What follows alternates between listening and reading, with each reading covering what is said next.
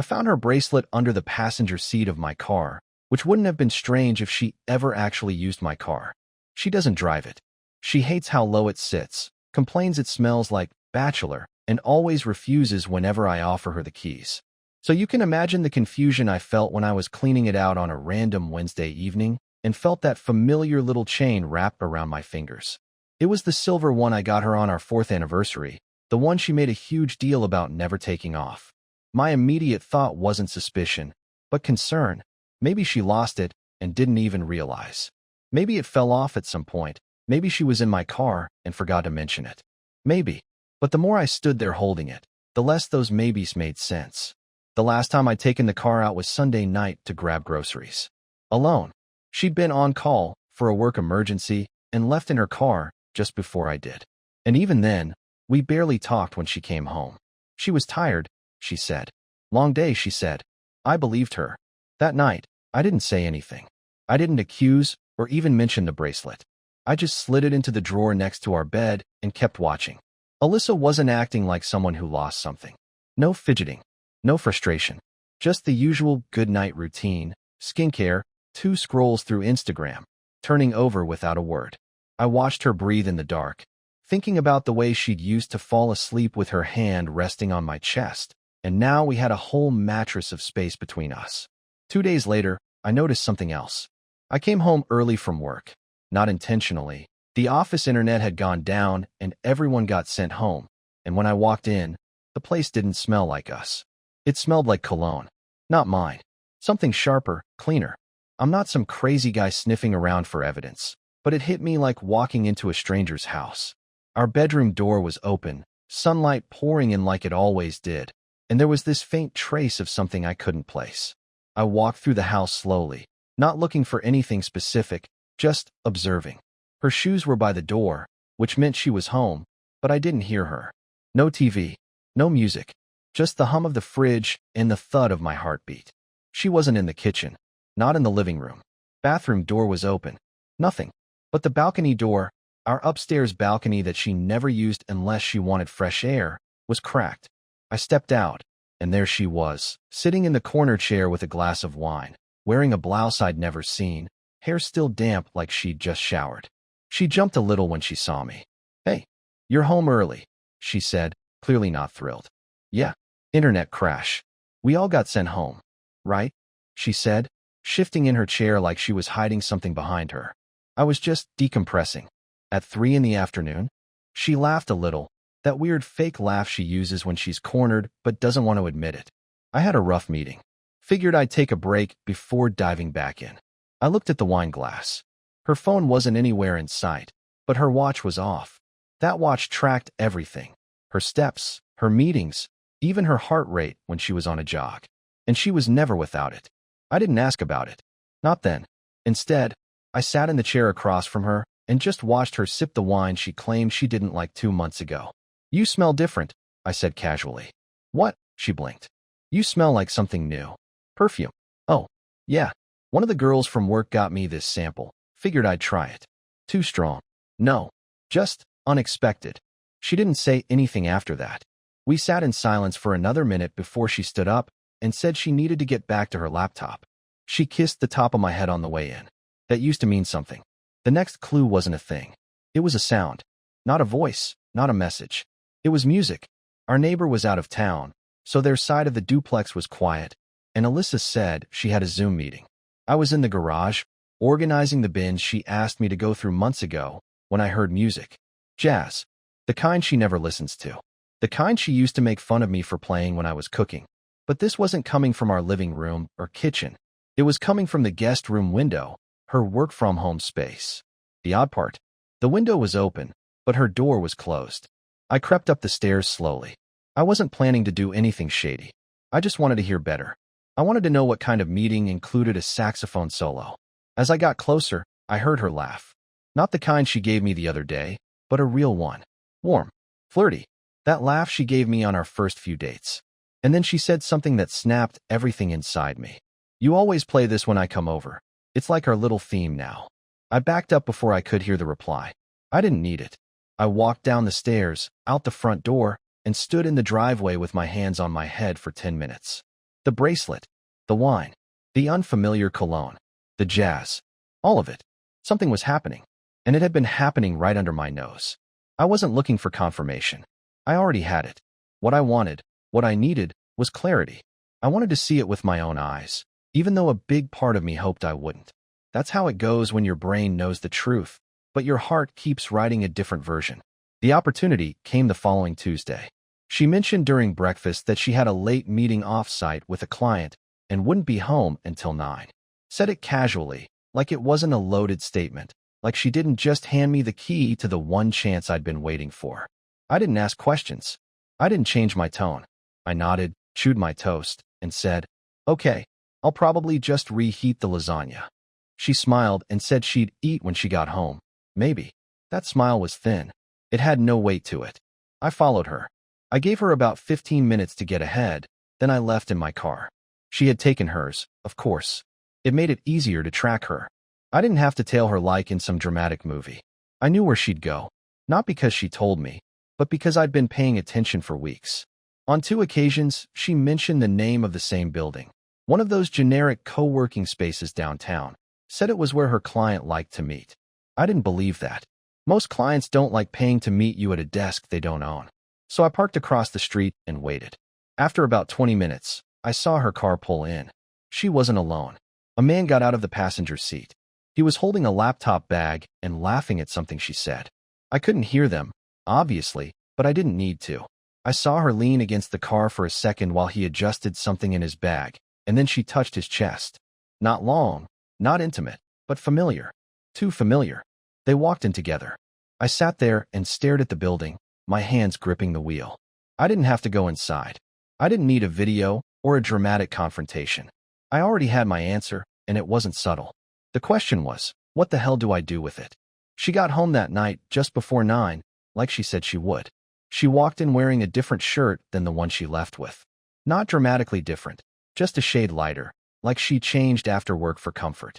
She kicked off her heels, kissed me on the cheek, and said the client was a little scatterbrained, but overall, a solid meeting. I watched her walk to the fridge, pour a glass of water, and stretch like she was unwinding from a tough day. That's when I realized something. She didn't feel guilty. Not even a little. If she did, it didn't show. That scared me more than anything else. Guilt means they know they crossed the line. A lack of it means they've moved the line. The next morning, I left work for lunch and drove back home without telling her. She was supposed to be at her office downtown. I had no reason to believe otherwise, but I needed to see if she was consistent. When I pulled into the driveway, her car wasn't there. No problem. I had a key to everything. I unlocked the front door, walked inside, and stood there in the quiet. The house didn't feel wrong, just still. I went upstairs to the guest room, her supposed office, and opened the laptop she sometimes left there. It was locked. I didn't know the password. That wasn't always the case. I didn't bother with it. I checked the laundry basket in our bedroom. The shirt she wore the night before was there, but not the one she left the house in that morning. No big deal. She probably wore something else to the office. Probably. That word was starting to feel like a joke. When she came home that evening, I asked how her day went. She said it was normal. She said the client had moved their project timeline, and she'd probably be heading over there again next week. I asked, casually, if the client was the same guy from last time. She looked up from her phone and said, "What guy?" I told her the one she always meets at the co-working space. She smiled and said, "Oh, that's not really a client. Just a guy from an agency we sometimes partner with." Then she looked right at me, her face as calm as ever, and added, "Why do you ask?" I shrugged and said, "Just wondering if it's someone I know." She shook her head. "Doubt it. That was it. That was the conversation." She didn't flinch. Didn't ask why I was suddenly curious. Didn't offer a name. Just moved on like I had asked about the weather. I started checking the garbage more carefully. I know that sounds ridiculous, but I needed proof. Something tangible. And I got it 2 days later. In the trash can in the guest room, buried beneath some crumpled tissues and empty envelopes, was a receipt from a wine bar across town. 2 glasses of Sauvignon Blanc, 1 charcuterie board, and an item listed only as late happy hour special. The timestamp, 3:47 p.m. The date? The same day she was supposed to be at the co-working space again. I didn't even feel anything when I found it. I just folded the paper in half and stuck it in my wallet. I didn't want to confront her yet. Not until I understood how far this had gone. I needed to know who he was, how long this had been happening, and most of all, what she thought this was. A fling? An escape? A replacement? Because if she thought she could just lie to my face, play her little game behind closed doors, and keep walking through our front door like nothing was different, then she had no idea who she was married to. Not anymore. Saturday started off like any other. She was folding laundry on the couch, flipping through her phone between socks and shirts, pretending nothing in our world had changed. I couldn't keep playing dumb anymore. The receipt, the man in her passenger seat, the bracelet under my car seat. Everything had piled up in my head until there was no room left for doubt. I sat across from her and waited. She was humming a song I didn't recognize, maybe something she heard with him. I didn't interrupt right away. I let her finish folding the last pair of leggings and then asked her a question I already knew the answer to. Who's the guy you're seeing? She didn't freeze or drop anything. She blinked, put the shirt down, and looked at me like I'd just asked if we were out of milk. What? You heard me. That's a weird question. Not really, I said, keeping my voice steady. I followed you last week. I saw you with him. And I found your bracelet in my car, which is strange since you say you hate riding in it. The cologne, the change of clothes, the lies about meetings, want me to keep going. She didn't answer immediately. Her mouth opened like she wanted to say something, then closed again. Finally, she stood up and walked toward the window. You've been spying on me? I asked you a question. Who is he? She turned back around, arms crossed like she was trying to hold herself together. Her mouth tightened. It's no one you know. That's your answer? She took a deep breath like this was some annoying discussion she was being forced into. Look, Eric, I didn't plan for anything to happen. It wasn't supposed to go this far. Then how far did it go? She didn't answer that right away either. Instead, she sat down again, now on the arm of the chair across from me, her eyes fixed on the floor. We had coffee a few times. That's all. It helped to talk to someone who didn't expect anything from me. Except you got wine with him. Not coffee. I've got the receipt in my wallet. She finally looked me in the eyes. Okay, yes. We had drinks. A few times. I was going to tell you. You were going to tell me? Before or after the next fake client meeting? Her face twisted into something that wasn't regret. It was irritation. I don't need you to talk to me like I'm a child. Then stop lying like one. Silence filled the room again. I could feel my chest tightening, not from rage, but from the pressure of keeping it all in for too long. Did you sleep with him? She didn't flinch. That scared me more than anything else. Not that it matters now, but yes. It happened once. Once. Yes. And the other times you met him? What was that? Just talking. And kissing. She stood again. I'm not going to go through a checklist with you. You're already going through a divorce checklist with me, I said, standing up too. So we might as well be clear. No one said anything about divorce. I'm saying it now. She walked past me into the kitchen, poured herself a glass of water with the same calm motion she always used, like this was just another minor annoyance in her day. I followed her, leaned against the counter. How long? Does it matter? Yeah, it does. A couple months. Maybe 3. Name. I'm not giving you that. You brought him into our house. Into our marriage. You don't get to protect him now. She stared at me for a long time, then finally muttered, David. I didn't know a David. Not from her work. Not from our friends. No face came to mind. That somehow made it worse, like she'd pulled this man from a completely separate life I didn't even know existed. So what now? I asked. You done with him? She didn't answer. Are you still seeing him? More silence. I need to know. Because if you are, you need to leave. I don't know, she said quietly. That was the last straw. Not just the affair, not just the lies, but the fact that even now, after everything, she still couldn't decide. I turned away from her, walked to the stairs, and stopped halfway up. You've got 2 days, I said. Figure it out. But if I don't get a clear answer by Monday, I'll make the decision for both of us. She didn't call out after me. She didn't follow. I slept in the guest room that night, staring at the ceiling and thinking about every birthday, every vacation, every inside joke we ever shared, and how all of it could fall apart over someone named David. The house felt different after that conversation, like I wasn't just walking through rooms, but through a mess I didn't create. She stayed quiet for the rest of the weekend. We passed each other in the hallway like co-workers after an argument, only acknowledging each other when we absolutely had to. I wasn't going to chase her or keep pushing for an answer. I gave her time, not out of patience, but because I was watching. I needed to see if she would do what adults do when they've messed up. Own it. But she didn't. She made coffee Sunday morning like she always did, ate cereal at the table without a word, and when I asked her what she planned to do, she shrugged and said, still thinking. That was enough for me. I didn't wait for Monday. I packed her things into boxes before lunch. Not all of it, just the things I knew she'd ask about first if she left. Her work laptop, her favorite jackets, the cosmetics she always complained about being expensive. I lined them up neatly in the hallway by the door. When she walked in from her walk later that afternoon, she looked down at the boxes, then up at me. You're serious. I told you I would be.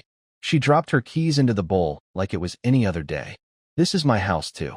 No, it's our house, which means respect matters. You lost that part. So you're kicking me out. No, I'm asking you to leave until you figure out whether you're still married or just pretending to be. You can't just. I can. And I am. She didn't yell. That was the strange part.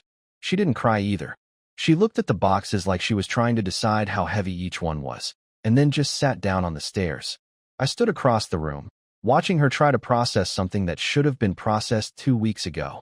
You think this is punishment? She asked. No, this is clarity. You broke something, and now you're pretending like it's on me to fix it. I never said it was your job to fix anything. You also never apologized. What do you want me to say, Eric? I want you to stop treating this like it's traffic court. I want you to acknowledge what you did without acting like I'm overreacting. I never meant for it to go that far. That's what everyone says when they've already gone too far. I didn't plan for this. No one plans for this, Alyssa. It still happened. And now I get to decide what happens next. She stood up, walked past the boxes, and into the kitchen. I followed her halfway, just enough to see her hands gripping the counter. She didn't turn around. I can't undo it, she said quietly. I know. And I can't make you trust me again. I know that too. Then what's the point of any of this? I stepped closer. The point is I'm not going to sit around waiting for you to decide if our marriage is worth being honest about. She finally turned to face me, her eyes red now, but still no tears. So that's it. You want to stay married, you cut him off completely. You get honest, and you show me why I should even consider giving this another chance. And if I say I don't know if I can do that, then we're done. She didn't speak after that, just stood there like she'd hit a wall. I didn't help her pack. I didn't offer to carry the boxes. I sat on the couch while she slowly walked back and forth between the bedroom and the front door, deciding what to take and what to leave. She didn't take much, just enough for a few nights. Before she left, she stood at the door, holding the keys in her hand. Do you want these back? No, I said. Just don't use them unless you call first. She nodded and walked out without another word. That night, I opened the bedroom windows and aired out the room.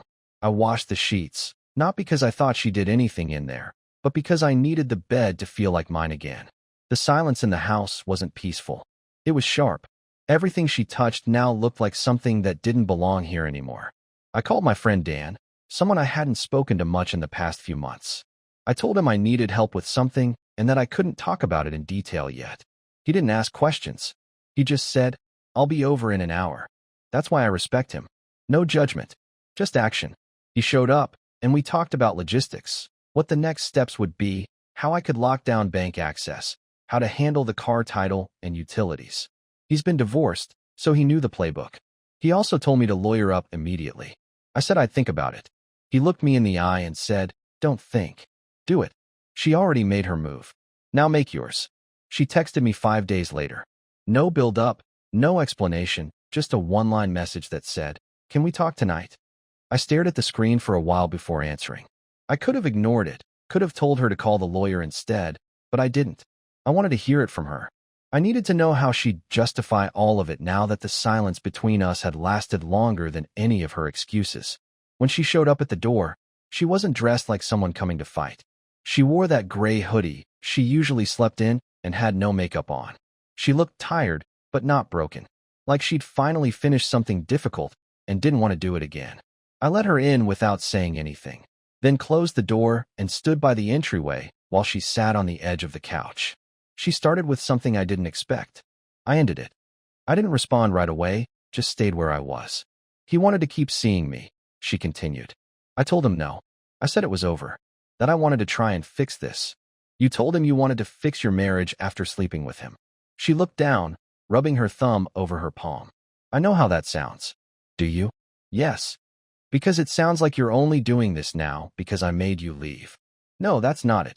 Then what is it? She looked up at me finally, her voice lower. I kept telling myself I wasn't hurting anyone, that I was just figuring things out. But I was lying to myself. And to you? I know that. I'm not asking you to pretend it didn't happen. I couldn't even if I wanted to. She nodded slowly. I'm not here to ask you to take me back, she said. I'm here because I wanted you to know that I understand. I get why you packed my things. I get why you stopped trying. I just didn't want it to end without saying something real. I sat down across from her, leaning forward. What was real about any of it? I don't know how to explain that. Try. It didn't start as anything serious. He listened. He made me feel noticed. And I didn't stop it when I should have. I didn't think I was looking for anything, but I let it happen. And after that first time, I realized what I'd done and I couldn't undo it.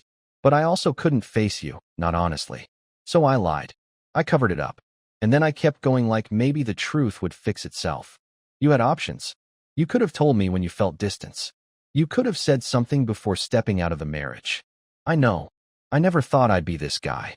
I didn't think I'd be this person. So what now? She hesitated before answering. I don't expect to be your wife anymore. I don't expect to move back in or to start over. But I'm not going to fight you on anything. I'll sign whatever you need me to. I'll keep things clean. I owe you that much. You owe me more than that. I do. I know. But I can't give back what I took.